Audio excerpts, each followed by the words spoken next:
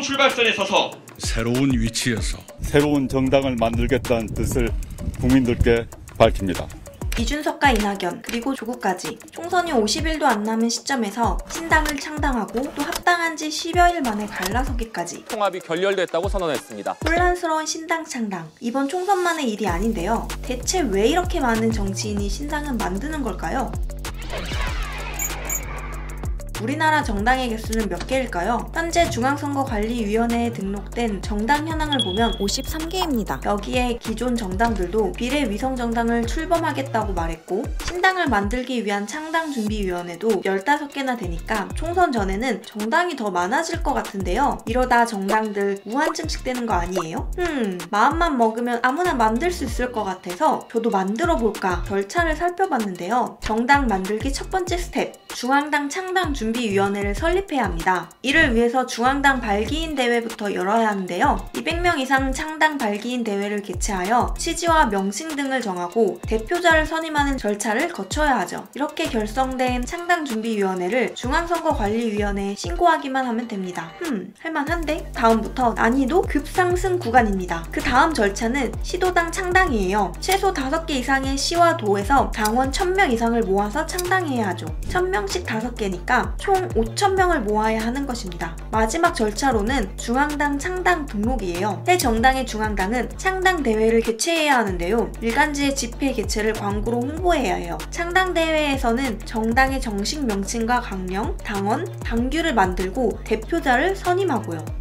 쉽게 정당을 만들 수 있나 싶었는데 절차가 꽤 복잡하죠. 절차가 복잡한 만큼 돈도 많이 듭니다. 2002년 11월 11일에 무소속 국회의원 정몽준을 중심으로 이룩하여 창당했던 국민통합 21이라는 정당은 무려 16억 2100만 원이 들었다고 하죠. 2014년 안철수가 참여했던 새정치민주연합은 30억 원이 들었다고 추산됩니다. 그래도 요즘에는 온라인을 활용할 수 있으니까 비용이 확 줄었다고 해요. 개혁신당의 경우 0.5원 정도 되는 대량 메일을 발송하여 온라인으로 약 56,000명의 당원을 모집했다고 하죠. 마지막 절차인 중앙당 창당대회, 과거에는 많은 사람에게 알리기 위해 큰 공간을 대여한 후 무대까지 제작해야 해서 막대한 대관료가 들었는데요. 요즘에는 유튜브 라이브 덕분에 비용이 많이 줄었다고 하죠. 그렇다면 왜 정치인들은 굳이 이렇게나 시간과 노력이 많이 드는 신당을 만들려고 하는 걸까요? 신당 창당의 중심에 있는 이준석과 이낙연은 국민의힘과 더불어민주당에서 당대표까지 한 사람인데 말이죠. 물론 개개인에 따라 조금씩은 다르겠지만 신당 창당의 목표는 결국 국회의원 당선 확률을 높이기 위함입니다. 정당에 속해 있다고 모두가 공천받고 선거에 나갈 수 있는 건 아닙니다. 한 선거구에 같은 당의 사람이 2명이나 나갈 수 없는 노릇이잖아요. 그래서 각 정당 총선이 다가오면 선거구에 나갈 사람을 뽑는 공천 후보를 뽑죠. 그런데 공천에 탈락해서 본인이 속한 정당 이름으로 선거에 못 나가게 되었다? 그러면 어쩔 수 없이 무소속으로 공천에 나갈 수밖에 없는데 이건 불리한 게임이에요. 무소속으로 나가는 것보다는 하나의 흐름으로 뭉치는 것이 더 이득이다 라고 생각하는 사람끼리 모여서 신당을 창당하게 되는 거예요. 정당의 주류 세력과 뜻이 맞지 않아서 탈당하여 신당을 만드는 사람도 있고요. 아무리 당선 확률을 높이기 위해 뭉쳤다고 한들 거대 양당 사이 쭈구리 아니냐고요? 그래도 새롭게 만드는 정당은 각자의 목표들이 있어요.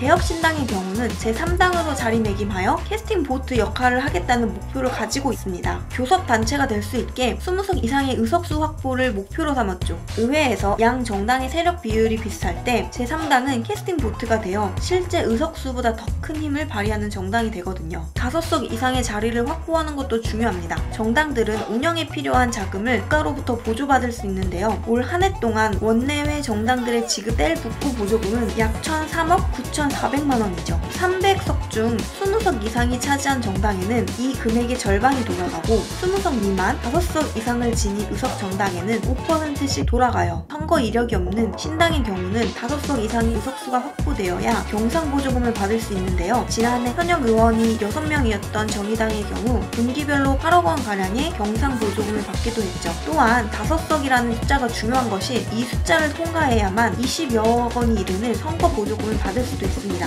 22대 국회의원을 뽑는 총선이 다가오고 있습니다. 최초의 여당이라 볼 수 있는 자유당이 1951년 창당되고 이를 견제하는 민주당이 창당된 이후로 여러 형태의 정당이 나눠지고 합쳐지면서 지금의 정당 형태를 이루게 되었죠. 정당은 여론을 주도하고 또 어떤 정책을 이어가는 데 큰 역할을 하는데요. 과연 이번 총선은 어떤 예상치 못한 일들이 일어날까요? 앞으로 남은 총선까지 1Q60에서 많은 이야기를 할 테니 구독하시고 관련 궁금증은 댓글로 많이 달아주시면 감사하겠습니다.